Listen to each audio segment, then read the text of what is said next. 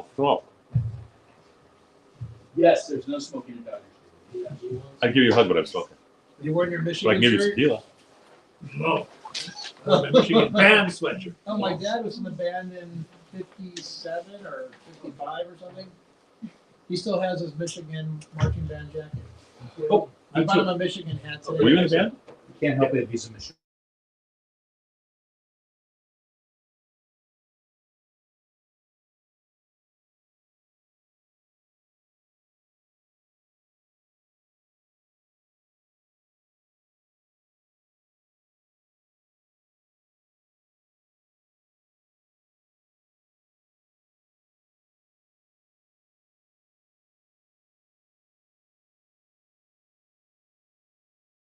Moshe Kirishava Mespotam. Vetsivanu Lasok Perivreto. Lasok Perivreto. Rala Asok Perivreto. Lasok Perivreto. Rala Asok Perivreto. So, what we talk about tonight? I guess a bunch of people are online. Is that the Yes. what's happening? Okay, it's too cold for them. I've got heaters here too. Purim is in 2 weeks. Yes, it is. So people think of Purim and they think of an unimportant holiday, and they think of a holiday that is about drinking and eating hamantashen and donating to the temple by buying squares for the hamantashen hurl, and but they think of Purim stuff. In costumes, it's much deeper than that. And so I thought it would be useful to study a little bit about it. Purim, on a simple level, is the celebration of the observance of the Book of Esther. Sorry, I cannot talk to you right now. I don't know how to turn you on. Okay. Anyone need a tailor? That's the tailor from Hong Kong calling. And we're going to read the So, whole Megillah. So the God's Megillah, the whole Megillah. So, For the Mishpah. so I don't want to be rude and turn them off. But, so the idea is that we're going to do this holiday, and it's really important, but it really has, what it actually has to do with is addiction and recovery and all those kind of things. So let's start with studying and understanding a little bit more. Would someone please read the first number of quotes? Sin rests at the doorway. It beckons you, yet you can conquer it. This is the first time sin is mentioned in the Torah, and the idea that if you want to understand sin in a Jewish perspective, from a Jewish perspective, the answer is to watch a movie called The Devil's Advocate. Are you cool with looking at I love that movie. You can move that heater so it's right in front of you. I'm fine. Okay. Let's just check. I appreciate it. So it is Devil's Advocate is the perfect movie about sin Love it. from a Jewish perspective. Have you guys seen this? Yes. Oh, you should watch this with Keanu Reeves and Al Pacino. Absolutely, he's the devil. Al Pacino's the devil, but he makes the point: I didn't make you do anything. And the idea is sin beckons us at the door. Please continue. Everything is foreseen by God, but free will is given. So Pirkei Avos, and it is seemingly a contradiction, and yet it is true. We view things in timeline. God does not. Keep on. The term for evil impulse or inclination is Yetzer Hara, as opposed to Yetzer Hatov, meaning good impulse or inclination.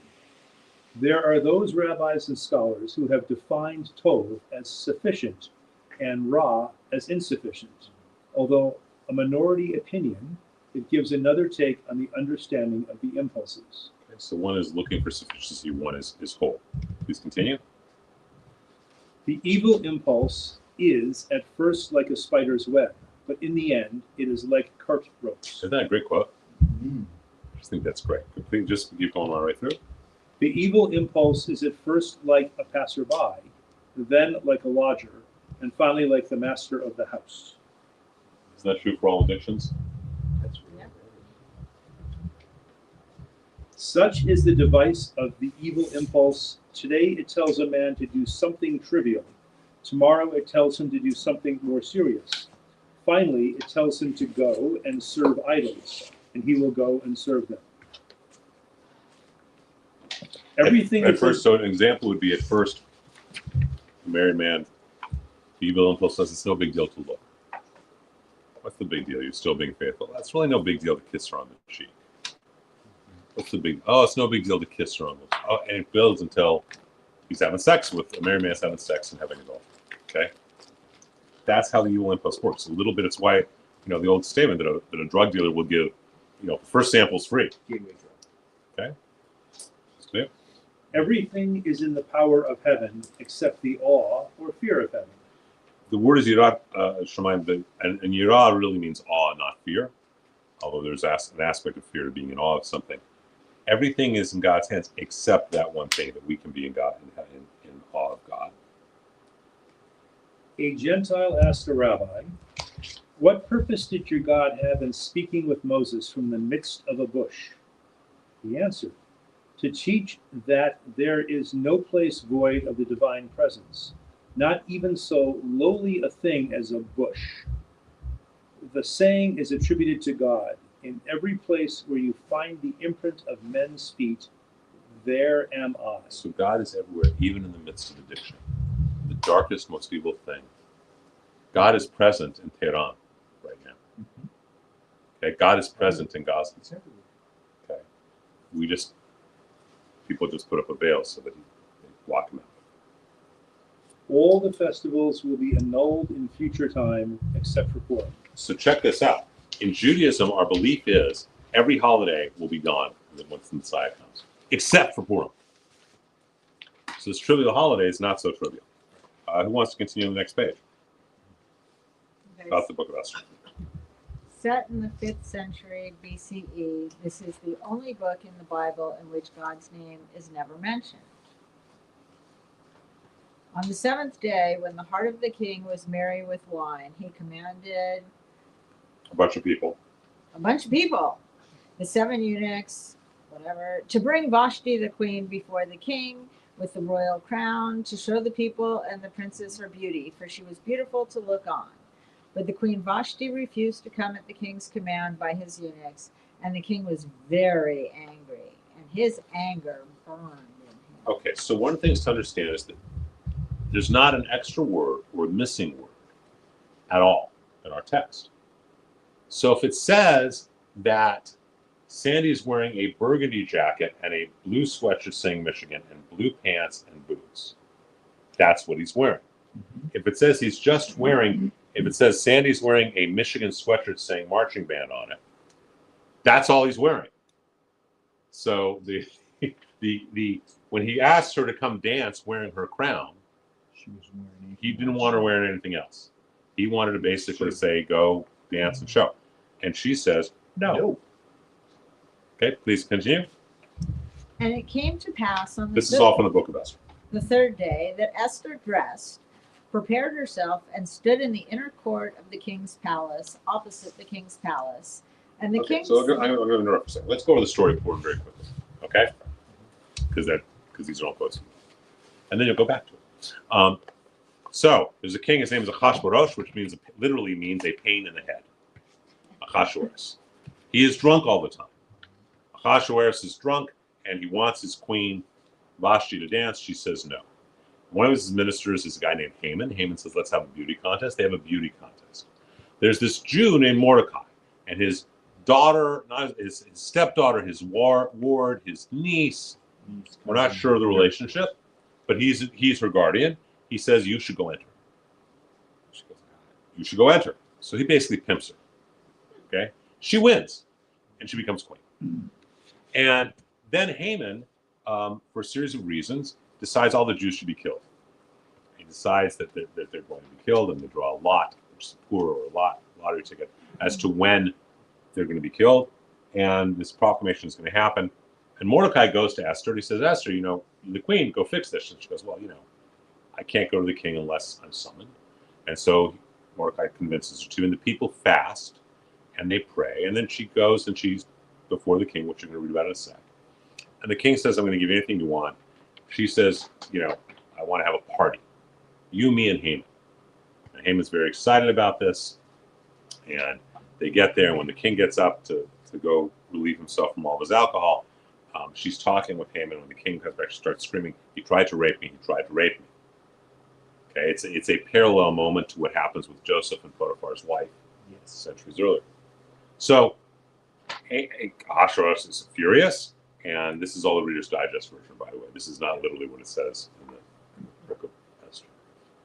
All right, so he goes and he impales Haman and his 10 sons, not hung, but impaled. Hanging is from the top down, impaling is from the bottom up with a big stick. Kills them. Mordecai becomes the head advisor. And what does Mordecai do on the same day? Mordecai decides to kill all the Persians. He built the gallows and he was killed on the gallows for this. But The you're saying he was impaled. impaled. He was impaled. on He's the not hung. gallows. Yeah, he's not impaled. It's the platform's built, but it's impaling. It's not. So, and what does Mordecai do? He goes and he kills the Persians. And we all cheer. And many temples do not even read that part of the Gaza Megillah of the entire scroll, where it says Mordecai does this thing, and then other people say, well, it's a preemptive strike. But that's the story in Reader's Digest. Now, this is the moment when she's about to go in front of the king to appeal. Okay, so now if you can start reading that again. And it came to pass on the third day that Esther dressed, prepared herself, and stood in the inner court of the king's palace, opposite the king's palace. And the king sat upon his royal throne in the royal palace, opposite the gate of the house. Okay, so she's at one end of the hall. He's at the other end. He's sitting on his throne. Please continue. And it was so, when the king saw Esther the queen standing in the court, that she found favor in his sight, the king held out to Esther the golden scepter that was in his hand. So Esther drew near and touched the top of the scepter. Then said the king to her, "What do you wish, Queen Esther?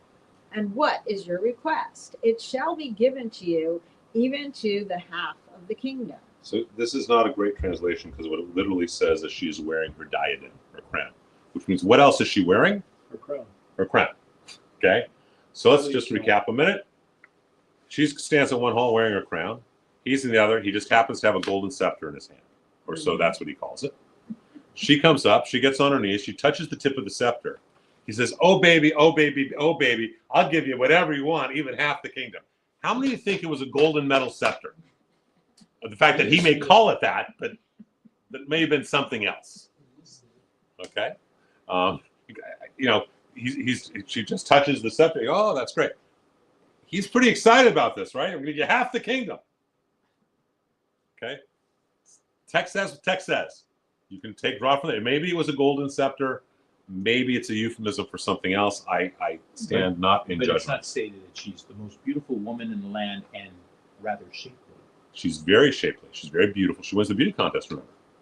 Not In only the does she whole win land.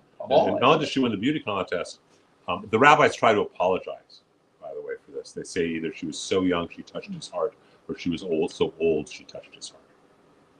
Why? Yeah, because that's why she won the beauty contest. She was a little girl, so she touched his heart. She was an old woman and touched his heart because it made him feel like the fatherly instinct, or made him feel like his grandmother was with him.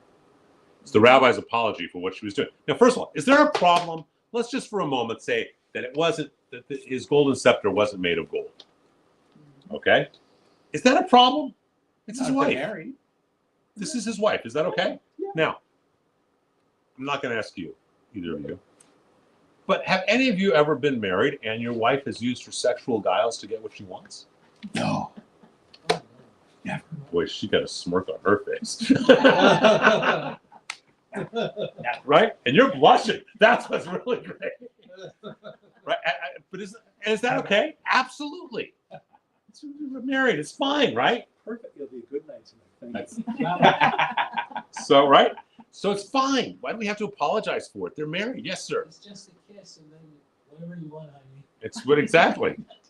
So, there's not, we don't, why, see, I have a problem that a lot of our rabbis try and fit into special middle-aged commentaries. They're trying to fit into middle-aged Catholic dogma and ethics. Mm-hmm. When you say middle age, you're referring to 40, 45, you're referring to 12, 1300s. I'm referring to 10th through 17th centuries. Yeah. Okay. Yeah. So, because that's when a lot of these commentaries that are written on it that say, oh, she was so young. Oh, she was so old. But I'm sorry. She was his wife. She won a beauty contest. She can do whatever she wants with him they both want. Mm-hmm. Okay. Judaism intimacy is not about procreation. Only it's about pleasure. So, okay, please continue now that I've embarrassed you both. And the king said to Esther the queen, Right. The Jews have slain and destroyed 500 men in Shushan the capital, and the 10 sons of Haman. What have they done in the rest of the king's provinces? Now, what is your petition, and it shall be granted you? Or what is your request further, and it shall be done?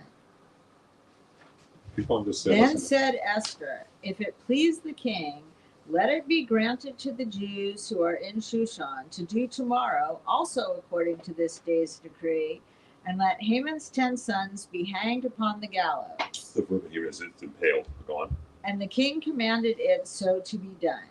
And the decree was given at Shushan, and they impaled Haman's 10 sons. For the Jews who were in Shushan gathered themselves together also on the 14th day of the month of Adar, and slew 300 men at Shushan. But on the plunder they did not lay their hand. But the other Jews who were in the king's provinces gathered themselves together and stood for their lives, and had rest from their enemies, and slew of their foes 75,000. But they laid not their hands on the plunder. A good portion of synagogues do not read those 4 verses. They won't read it because Mordecai killed 75,000. So read the last few things, and we're going to go more with the story. Blessed be Mordecai, and cursed be Haman, both equal 502 in Gematria. And Jewish numerology. And Rama says it is the duty of man to mellow himself with wine on Purim until he cannot tell the difference between cursed by Haman and blessed be Mordecai. Harriet Beecher Stowe called Vashti's disobedience the first stand for women's rights. And Elizabeth Cady Stanton wrote that Vashti added new glory to her day and generation by her disobedience, for resistance to tyrants is obedience to God. Okay, let's talk about this for a second. Okay? Everyone in this story, first of all, God's name is not even present in the story, right? Second of all, everyone in the story is an addict. Every one of these people gets seduced by their evil impulse, right? Esther by beauty, Haman by power, Mordecai ultimately by power, Ahasuerus by his alcohol. What about Vashti? We're going to get to Vashti. So why do we have all this? And why is this the only holiday that's going to be celebrated in the world to come? And why is this, this holiday, this book so important? And God's name's never in it. And you just got to look at it from a different, take out the Catholic influence that Western culture is influenced by, and instead look at what the text is really teaching. First of all, Haman is the descendant of Amalek. Okay? Descendant of Amalek. First thing. Amalek is the one who attacks from behind. Rabbi Elijah Shulchan of blessed memory, this amazing book called The Amalek, the Enemy Within, about the fact that Amalek is not, the external Amalek is Hamas, okay? But there's an internal Amalek. The Amalek, the part of ourselves that perpetrates the weakest part of ourselves. That's what addiction is, isn't it? On a simple level, Malidoma Somé has a great line. He said that addiction is an energy that needs to be released without the ritual, elders, or cultural container within which to release it. Great line. That's what an addiction is. And so Amalek internally is addiction. It's going the Yetzer Hara. And we don't negotiate with the evil impulse. We cut it out. An alcoholic doesn't get to have one drink. A coke addict doesn't get to have one snort. Pick the addiction, right? And because then it just becomes, it goes down the path, as we read the earlier quote, right? It starts as a visitor, as a lodger, ultimately becomes the master of the house. All of these people succumb to their Yetzer Hara, their evil inclination. What should you do in the midst of the chaos where God is seemingly absent and everyone around you is in the midst of an addiction? Walk away. That's why Vashti is the hero, the heroine. It is all about her.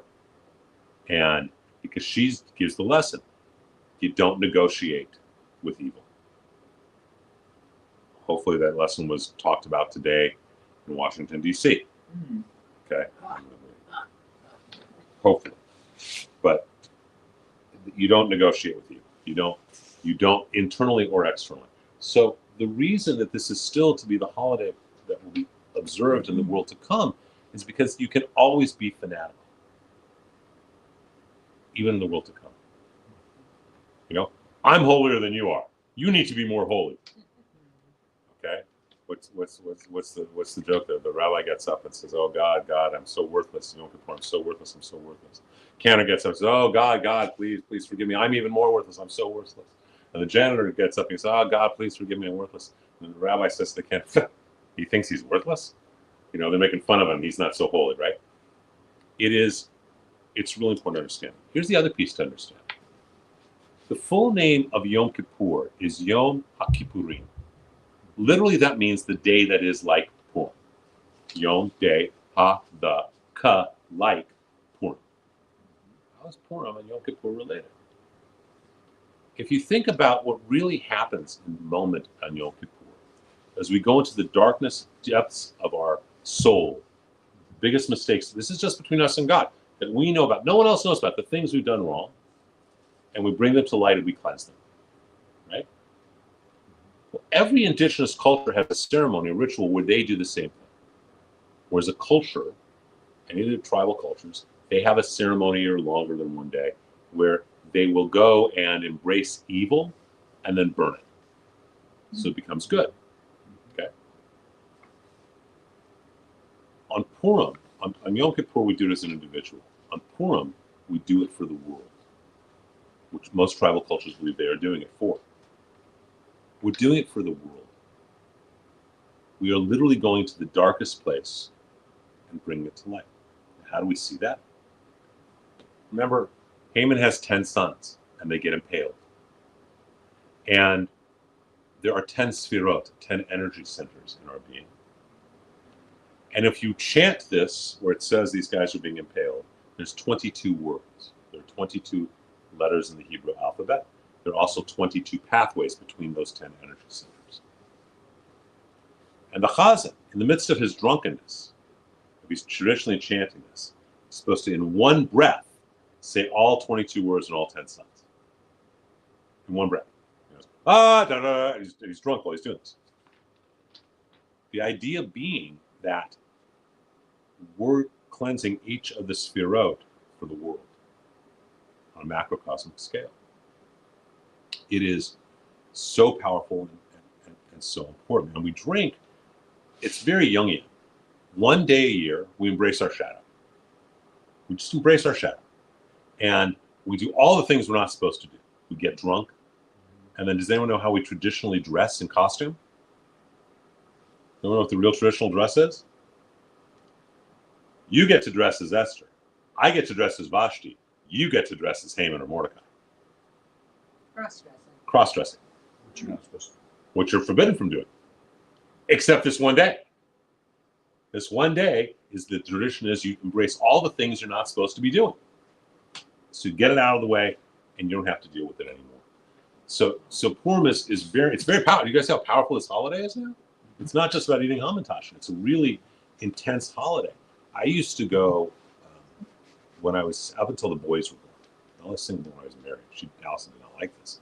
But when I would go to temple and I would bring a bottle of tequila and a shot glass tied around a rope on my neck. And I would just get snockered because that's what you're supposed to do. It's not, I wouldn't drive, but then, but that's not safe to do when you have children for a lot of other reasons. So I don't do that anymore, but that's really what it's about. How many of you have been to a Purim? Have you been to a Purim ceremony where they really got drunk? You know I'm good for Chabad. Yeah, and then, they just use any excuse to get drunk. Oh, it's a day ending in Y. Let's drink. Stop. So, right, and it's very intense. And remember that traditionally, you finish doing your Purim, everyone passes out, and they wake up at midnight to recite Lamentations, the book of Lamentations. That's the real traditional way of doing it. I didn't know Lamentations is read on Purim. It's not read on Purim. It's traditionally read as a holiday, the scroll of Lamentations for Tisha B'Av. But it's read, the custom is to read it after midnight, after you've been gotten drunk, and you're just zotzed. Yes. No, keep going. Oh, with your- so it's a very powerful holiday, and it's all about addiction and recovery. So, how does addiction and recovery even deal, and how do we deal with it in Judaism? Well, that's what we're going to start studying now. And it's easy to be addicted to anything. What is today's biggest addiction? Social media. Even bigger than that. That's part of it. That's a big part of it, but Power and Video games. money. Cell phone. cell phone, Yeah. devices. Well, For social media, for games, depending on your age, for matchmaking, for gambling, for, friend, this is a psychologist, Dr. Drew Yellen, he calls this their Bible. These kids have a Bible. They're looking at it all day like this. They're praying with it. It is unhealthy.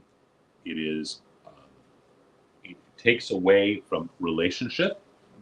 And moreover, it makes younger people think that this is relationship. So it's been a number of years since I taught at Loyola. But I remember, and so I haven't taught there in 12 years, 13 years.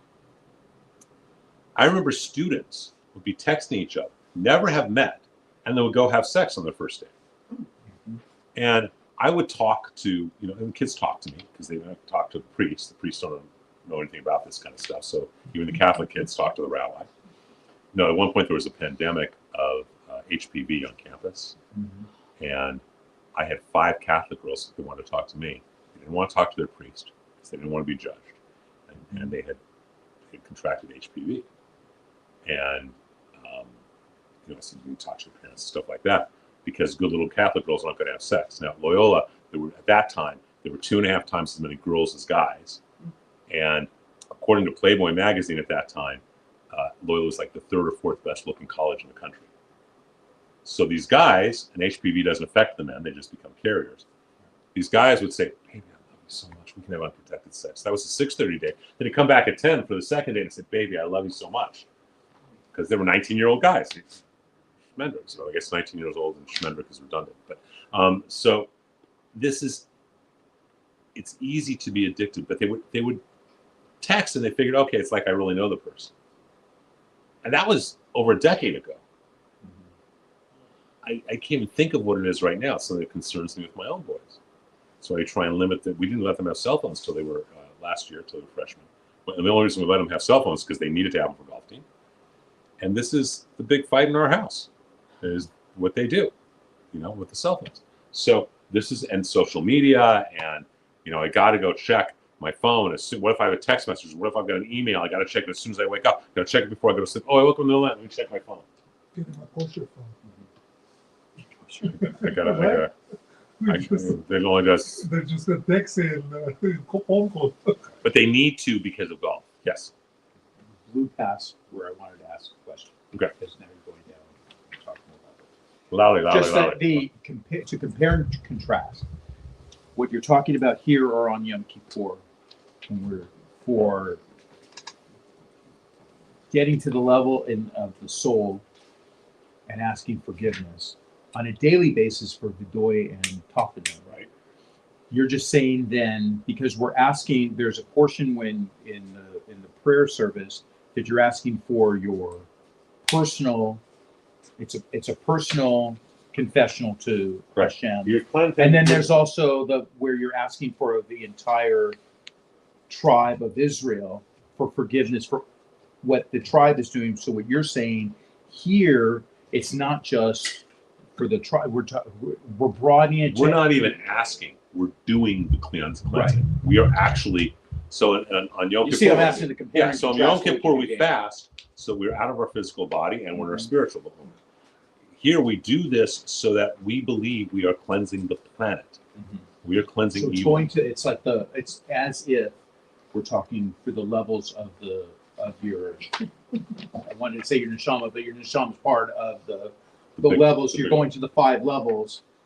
That's what I'm saying, comparing and contrasting what you do with Vidoy and Tophanim, where you're not to that level at all. You are as an individual, but here you're doing it not just for yourself. You You're see what doing I'm it- Yeah, asking. you're doing this for everyone. The 10 sons they're 10 different sons. They're not my 10 sons. It's not me. It's not when you break apart the Yom Kippur service and you recognize that this is working on this sphere, that's working on that sphere, etc. This is on a collective level. And he's got to blast it out in one breath. You're making Purim even more meaningful. That's the idea. Purim is very meaningful, and it's just not realized by that. There's a great, so in Purim, I don't have one here. In Hanukkah, we play with the dreidel, right? Yes. And what does a dreidel look like? A dreidel looks like this, and we spin on the top and thick on the bottom, we spin it. And it's a teaching that, we have this dreidel that God comes and is spinning the dreidel. God makes it spin. We don't have to do anything for Hanukkah. God did this. We didn't do any great thing. On Purim, it's a grager, which is a dreidel upside down. It's the exact same toy. Think about it. A dreidel is the exact same toy. It's just upside down. And the grager makes a noise as well. It's the same toy. Why? Because we had to fast and we had to pray for Esther. So we had to do our work and do it that way. In Hanukkah, the Seleucid Greeks wanted to destroy our spiritual reality. On Purim, Haman and company wanted to destroy our lives. Both are reasons to go to war. Okay, one if they want to stop us from being Jews, one if they want to kill us. Both are legitimate and good reasons. Okay, so we're going to go a little bit into now the idea of addiction, so you understand a little bit more about how Judaism interacts with addiction. This used to be a lot from we had a guy who now lives in Mexico who's an addiction professional. That's the wrong phrase. He's an addiction recovery professional. He's a sober companion and does that. Otherwise, I guess I would be saying he's still an addict. So who wants to read where it says addiction and recovery in the secular world? Now, this is just some teachings from secular. Go, so help. Please remember that this is prepared by someone who has never. Loudly. Please remember that this is prepared by someone who has never had personal experience with a 12-step program. So there may be some misinterpretations of 12-step programs, and please forgive the author if so. Because thank God I've never had to deal with it personally. Some advice from the 21st century guidebook to everything on how to stop your addiction. Identify your triggers. Everyone has a certain set of triggers that make them automatically want to indulge their habits. For example, if you're struggling with an alcohol addiction, you might find it difficult to attend a certain restaurant without feeling a strong urge to drink. If you're addicted to gambling, passing a casino on the way home from work might make you feel compelled to stop. Knowing your triggers will help you face them down when the time comes to quit. Stress is often a trigger for all kinds of addictions. Certain situations, like parties or other social gatherings, might act as triggers. Certain individuals can be triggers. Right, so what do they teach addicts? Change your environment, change your friends. Stress is a big one. Someone I'm close to, his wife, who's wonderful, just lost her grandmother. She is in recovery. And I said, okay, how can I help relieve the stress that she's going through? What do you need? Because I don't want her, God forbid, slipping. Please continue. Get your environment ready. Remove reminders of your addiction from your home, car, and workplace. Get rid of all the objects that goes along with the habit, as well as other items that remind you of the habit. Consider replacing the objects with items that help you feel positive and calm. Fill your refrigerator with wholesome food. Treat yourself to a few good books or DVDs, provided they don't contain content that could act as a trigger. Place candles and other aesthetically pleasing items around the house. You might want to try redecorating your bedroom, rearranging the furniture, or just buying a few new throw pillows. Changing your environment will give you the feeling of having a fresh start. Keep clear of your triggers. Stay away from the people, places, and things that make you want to go back to your old habits. You might need to construct a completely new routine for a while, until the edge wears off of it. Don't let a relapse be the end of your journey. Everyone slips up from time to time. That doesn't mean you should give in and return to your addictive habits in a full-blown relapse. If you have a slip up, go back over what happened and determine what changes you can make if it happens again. Then get back on your feet and start again. Don't let guilt and shame take over if you slip up. You're trying your best, and all you can do is keep at it. Okay, that's from one of the definitive secular books that takes the big book and it's taken a lot of it out of it. This is from the 21st Century Guidebook to everything. Okay, that's a secular way. Let's look at what the Jewish way is. Who wants to read about the process of teshuva? Process of teshuva, redemption, return, reconciliation. Addiction surrenders later freedom to choose. Through chemical means, one can literally become disconnected from his or her own will. Put in Jewish terms, this quote theorizes that through chemical and or other means, the person becomes unaware of their personal relationship with God and embraces the Yetzer Hara as opposed to the Yetzer HaTov. Okay, so they become so lost that becomes their God. It stops being God and it starts being the phone, the alcohol, the drug, or whatever. They will lie for it, cheat for it, steal for it. To the place that, the school district out here, Las Virgenes School District, has made it, you're not allowed as a student to have your phone in class. Do you think that works? Or do you think the kids are sneaking their phones? They're sneaking their phones. Okay.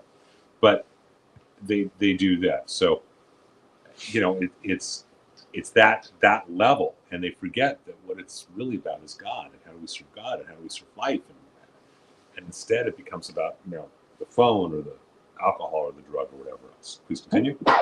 Bless you. Thank you. Please Right? continue. Let me ask you before I start. Yeah. So al-hate is the mistake or the sin. Al-hate is for the sin. For this. So the word hate, go on. So, That was just seeing the word, then I wanted to know. Okay.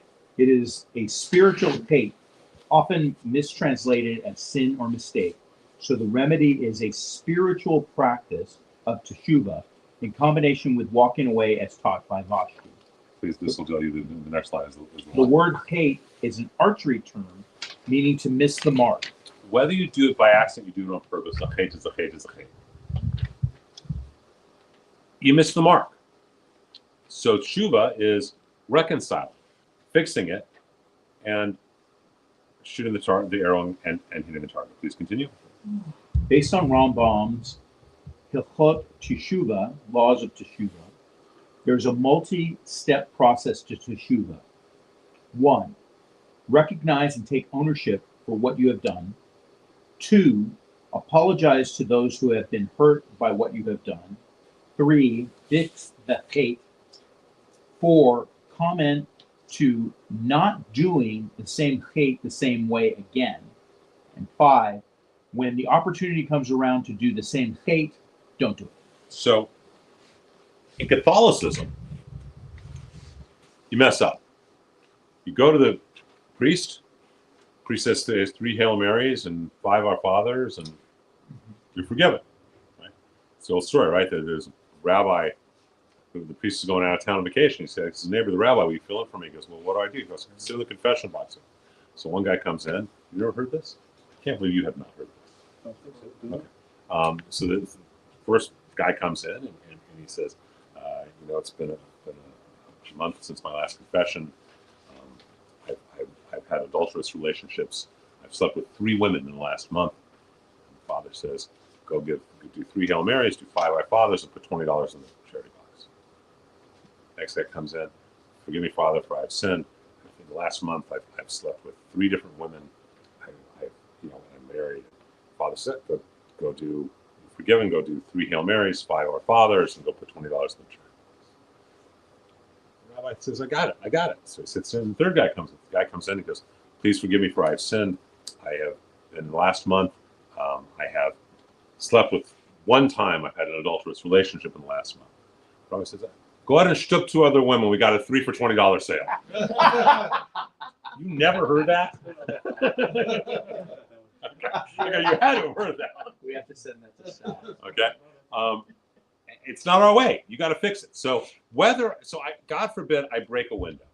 All right. I break Mr. Polonius' window. I'm playing baseball with Orlando and I break the window. Now, Does it matter to Mr. Poloni if I broke it on purpose or I broke it accidentally? No, it's broken. It's broken. Okay. So our way is, first of all, I got to go to Mr. Poloni. I said, Mr. Poloni, I broke your window because my elbow was too high when I threw the ball. I'm sorry.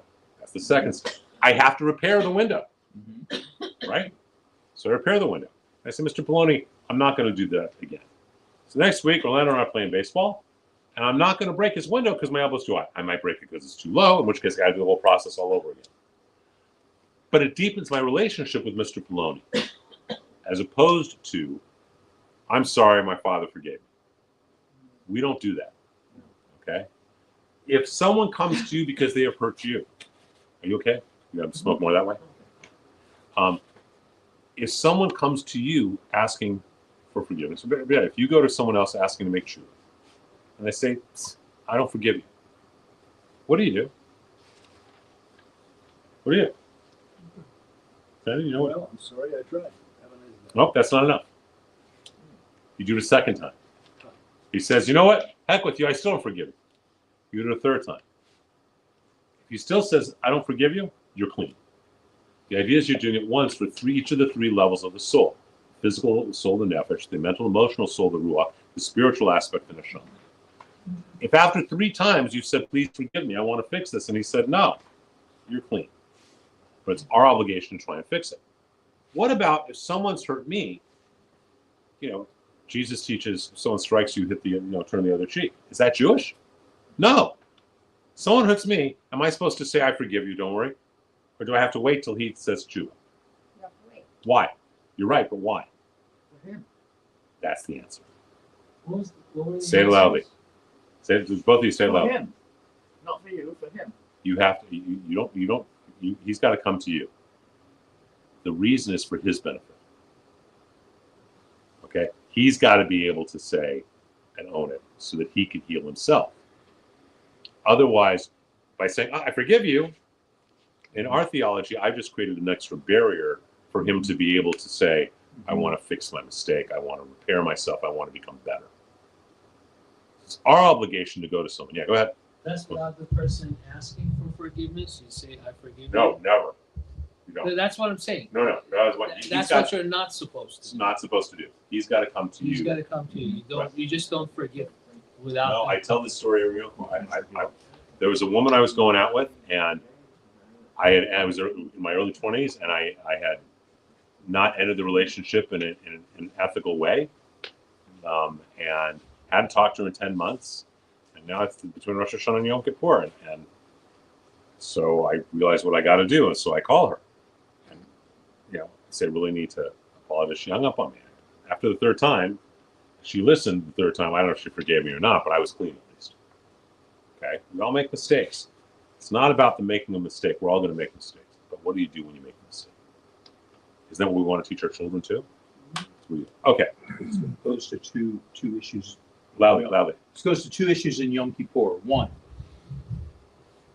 of the reasons, that if you murder, that the punishment is death penalty, is because the person you've murdered, you can't ask forgiveness from because they're dead.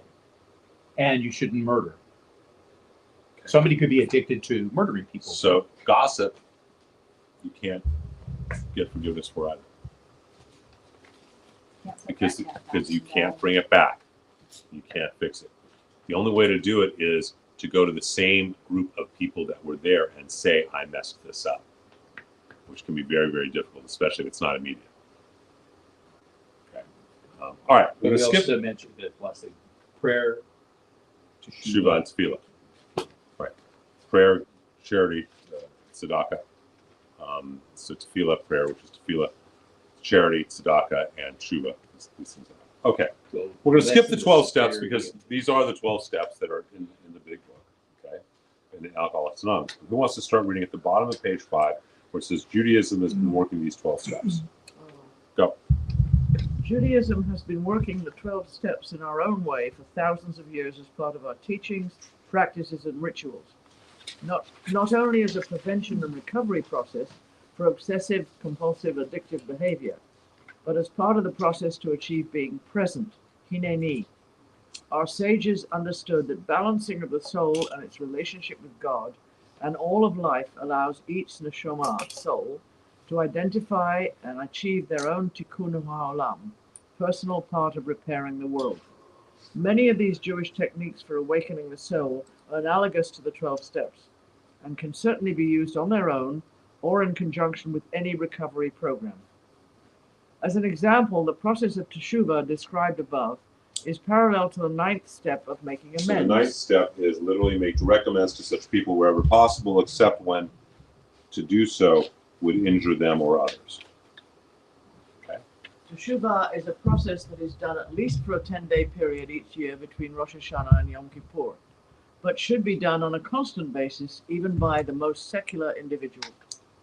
Detailed fully in Rambam's Hilkot Teshuvot, a 12th century text, the process is similar to the 8th and 9th step, but is couched in our Jewish theological terms. Although not a step in recovery, it has been the practice to have a sponsor, a guide in the journey who has gone through their own process. One of the first Talmudic passages to be used whenever we teach about healing is the following passage from Bavli, Berachot 5b, which also demonstrates the need for an outside mentor, guide, or sponsor. This is directly from the Babylonian Talmud, Masechta Tractate Berachot, page 5b. Please read the story. It's a beautiful, beautiful story.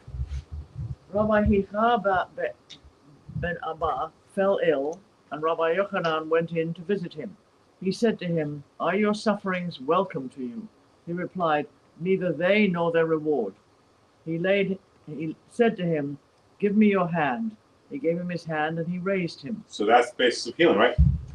Is there a reward to being sick? To staying sick, is there a reward? Oh, I don't feel well, Sandy. Won't you take care of me? I get comfort. I get people taking care of me. I get to be a victim. I get to be powerless, but on the other hand, I'm very powerful, right? So the point is, are you attached to the sickness or I'm not attached to you either. So it says, okay, here's my hand. Does he reach and take him and pull him up? No, he reaches his hand. And the guy's got to take the hand so that he can be healed. Okay, it's a process. Go ahead. He's got to take responsibility for his own healing. Rabbi Yochanan once fell ill. This is the exact right next sentence. Rabbi Yochanan once fell ill, and Rabbi Hanina went to visit him. He said to him, "Are your sufferings welcome to you?" He replied, "Neither they nor their reward." He said to him, "Give me your hand." He gave him his hand, and he raised him. Why could not Rabbi Yochanan raise himself?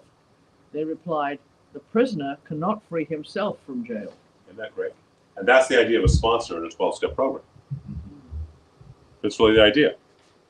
Then where you are, you want to get out of it? Okay. And ask me to be your sponsor. Okay. Someone please start reading the next part, which says the sponsor. Somebody. Anybody. Somebody. We see clearly here that from the earliest times in Judaism, mentoring, sponsoring, has been an important part of the healing process. The other advantage of surrendering to another individual is that it is psychologically, emotionally, spiritually, helps prepare you for surrendering to God's third step as you surrender to another person. So the third step of the 12 steps is make a decision to turn our will and our lives over to the care of God as we understand Him. Okay? If you can surrender to someone else's guidance, it makes it easier to surrender to God. Please continue. The sponsor concept is entrenched in Judaism, not only with regard to healing, but with many joyous events as well.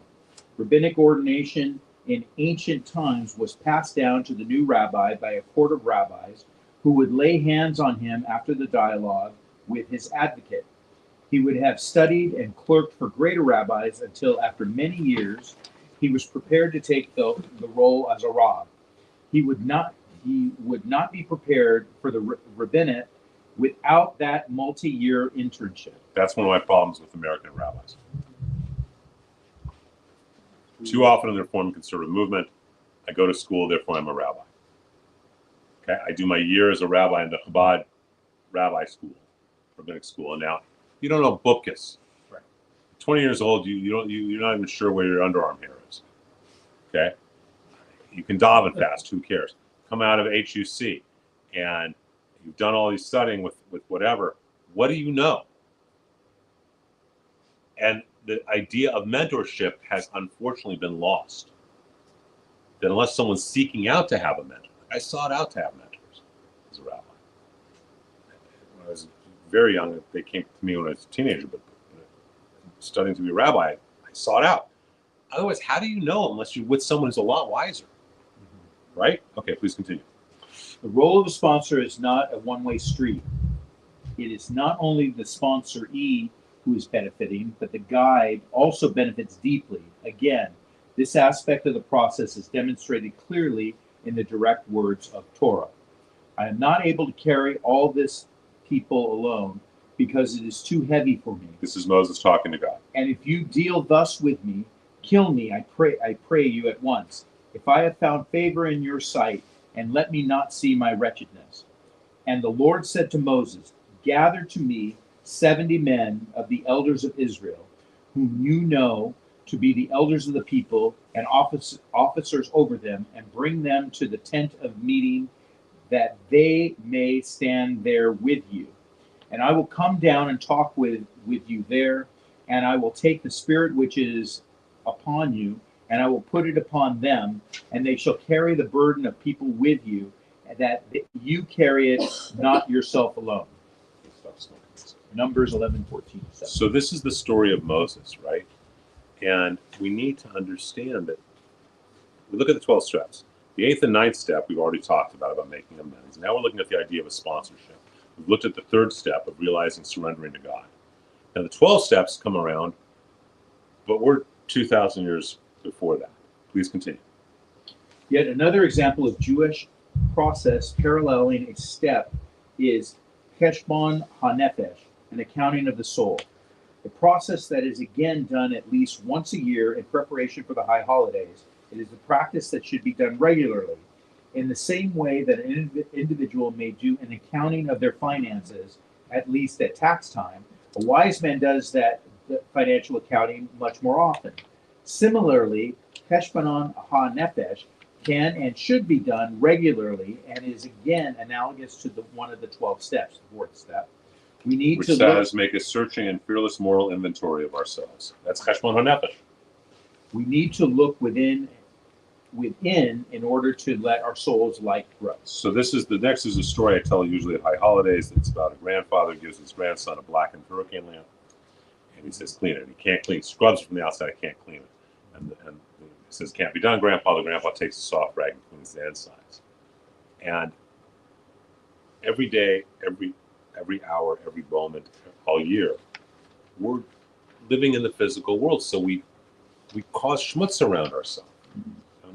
By taking the Cheshbon HaNefesh, we cleanse the inside, so we don't keep that schmutz on. Years ago, so when you as a rabbi, you talk about on high holidays things that affect you. Last few years, that's had a lot to do with Israel. But when my kids were little, I would use really spectacular, sacred, esoteric texts that were children's books. So there's this great book called Harry the Dirty Dog. How many remember Harry the Dirty Dog? Did you ever read Harry the Dirty Dog? I think so, but Oh, Harry's a great story. Harry's a white dog, and Harry wants to play, and his family loves him. And one day he runs out. And they're so bummed they've lost Harry. Harry goes and he plays by the railroad tracks and gets dirty. He goes diving in the coal dust, gets all dirty. And now he's been playing on all this stuff, and he's black now. And now he wants to go home. He never wanted to get a bath. He goes home, and they don't recognize him because they see a black dog. I say, what is it? What's this stray? What is it? Harry bursts through the door.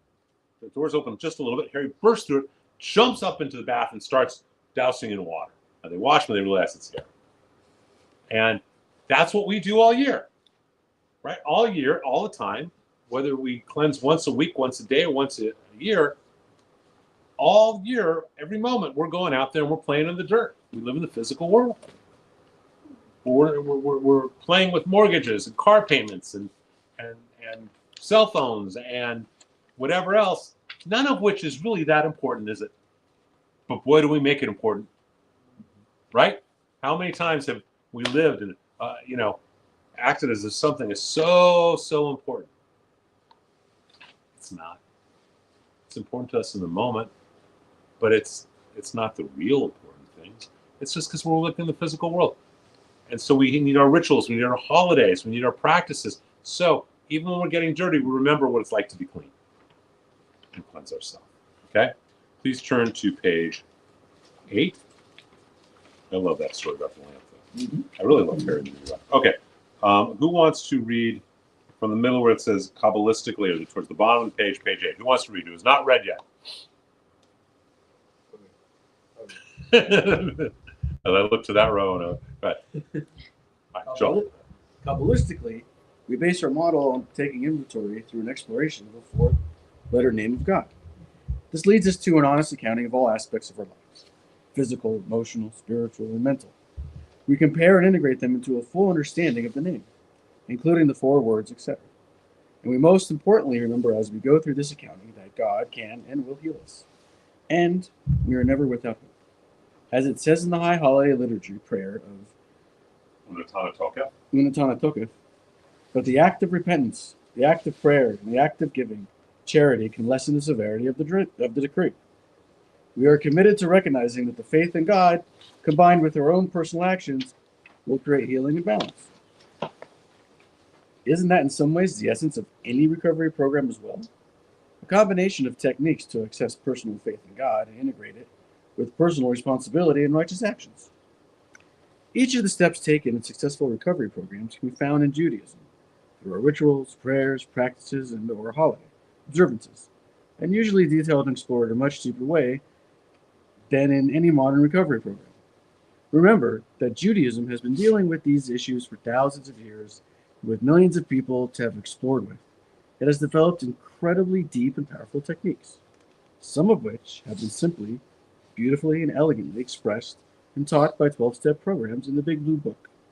Judaism is about action even more than faith, and ours is a religion of acting right and righteously. We are about being present and able to say Hineni, in whom one is truly present. Then we do not succumb to our Yetzer Hara as easily, and like Vashti, walk away from the addictive behavior. Like Vashti, we choose to be present and do not participate in evil. We recognize that we are always at war with Amalek, at war with the perpetrator, like Esther and Mordecai. We do the actions and prayers to combat the evils of Haman. In today's world, 12-step programs have the opportunity to give us some tools to do these things, but each and every one of the steps can be embraced and deepened through a practice of different Jewish rituals, without exception. Malido Masom, the Dagara elder, once said that addiction is an energy that needs to be released without the cultural container, mentors, or rituals needed to release it.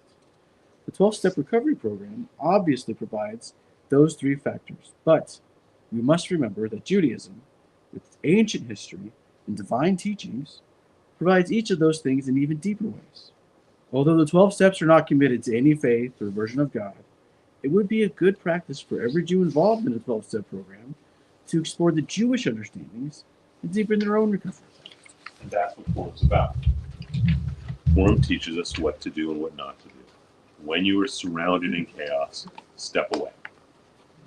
Walk away. The answer is not to have a little bit. The answer is not to try and fight it. Walk away from it. What are you supposed to do if someone gossips? Sam, did you hear about Orlando? Let me tell you about Orlando. What are you supposed to do? Walk away. Thank you. I'm not listening. Well, no, you got to hear this. Walk away. Right? Because gossip is the equivalency of theft, murder, and idolatry all at once. I'm stealing from Sandy and this Mr. Poloni. I would never gossip about Orlando because there's nothing to gossip about except it's exotic. Right? There you go. So played baseball very well if you breaks windows. I was the one breaking the windows. He was trying to catch I was waiting to get a line on that. No. See, he missed the ball. That's it. No, he was trying to save the rabbi from breaking it. So, Mr. Poloni, I've stolen the opportunity for you to get to know Mr. Poloni. I've murdered Mr. Poloni in your eyes. I've set myself up as an idol that knows best. That's what gossip is. Someone's gossiping. No. Okay, I got to leave because I'm not going to hear it. Judge people on their own terms. Judge ourselves in a way where we're honest about who we are and what God expects us to do and how to do it. And that's really what Purim does, isn't it? And so one day a year, we embrace our Yetzer Hara, but we do it consciously, so that we're not doing it unconsciously the other 12 months. Now, does that make Purim a more powerful holiday for you is the question. Does it make it more meaningful? Yes. It's more than just a party. It's more than just a party. It really does change the world. Bless you. And it's bless you. And it's really, when you look at tribal cultures, indigenous cultures, every tribal culture that I've ever studied, learned, or been around has a ritual where they believe they're cleansing evil for the planet. But they're literally burning evil for the planet. This is ours. It's too smoky for you, huh? A little It's bit. a little smoky. A little smoky, sorry. But it's not cold. At least Sandy's right by the heater, so he's not cold. His tushy's warm. He's blocking the heat for everybody. So we'll get another one on that side. All right, so does that help a little bit for Purim? And then Purim is, I believe, March 1st this year. And then Pesach is April 1st, right? Now remember, for Passover, we have another one in Passover in March. But remember in Passover, no matter what, you must have shmor matzah on the first night and the second night. What if you don't do full seder? Not store-bought black, box matzah. Shmor matzah, the homemade, circular, the way it's traditionally done. You must have some the first night. It is the food of faith. You must have some the second night. It is the food of health. And I was taught that by Rabbi Schwartzy, bless his memory. When I was thinking about not doing a second night seder, out of nowhere I get a text from my beloved student, my beloved friend, my beloved rabbi. Remember, wherever you are, you must have shmor matzah both nights. And I wasn't going to do a second night seder that year because I was going to be out of town. You must have it. He'd show up, remember? And he's out of nowhere. out of nowhere. Poof, out of nowhere. You can get it. You get a Costco. Oh, Costco. There's the kosher market too. Yeah. It's a big circular. I know what it is. Yeah, that's where you get. It's where the Catholics get their wafer from. Ours tastes better. Shmor matzah tastes so much better. No, I know. I didn't even realize that. Thank you. I didn't know that. I mean, I grew up with Catholics. I didn't even know. Yeah, that's their way. That's their. Makes sense. Yeah, because that's what the shmor matzah. They didn't make shmor matzah in Manischewitz. So hopefully that makes Purim a little bit better. We have Shabbos on Friday night. Shabbos. I gotta call Matt. Benny's not going to be there apparently. He texted me. I gotta call him and see what's up. We'll figure it out. That's right. Matt and Al we'll have whatever fun. We'll figure it out. Tomorrow night is Tomorrow night. And we're zooming this as well. If you are thinking about going to Israel, or if you're scheduled to go to Israel, I am Popeye. And then we're going to have a meeting at 7 o'clock at the temple. We'll also be zooming it for people. We're going to have a Zoom call for everybody where we're going to go over, thank God for Harvey, who worked out a lot of the final details to make my life a little easier. And to go over what the different plans are and to kind of give details and everything else. Okay. Print out of the schedule? Yes. Yes. Well, I'll print out the schedule, subject to change, but pretty much there. And then I'll have other information about what the different choices are for the extra 3 days if you want to do that. And we'll go over the whole history of why this is spent. Even before last year, I'd spent a couple hundred hours on it. Why I've spent so many more. But it's going to be an amazing trip. So that's really what's important. So it should be really, really terrific. Okay. So thank you for all this. It is appreciated. And take some pizza home with you. Okay.